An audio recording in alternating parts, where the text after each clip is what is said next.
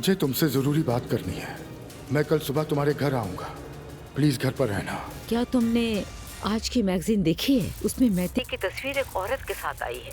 लानत हो इस पर। देखो तो सही मुस्तफा, ये है मैते की नई गर्लफ्रेंड। जरा मैते को देखें यार। हाथों में हाथ डाले, आंखों में आंखें डाले, उसके साथ ऐसे चिपके थी जैसे उसका शिकार करने आई। क्या हुआ रोहान? मैं जा रहा हूँ। कहाँ? कुछ दिनों के लिए हम दोनों का दूर रहना ही बेहतर होगा नूर फातिमा। ये प्रेगनेंसी वाली क्या बात है? खाला के लिए कह दिया था। उसके घर वाले पीछे हट गए।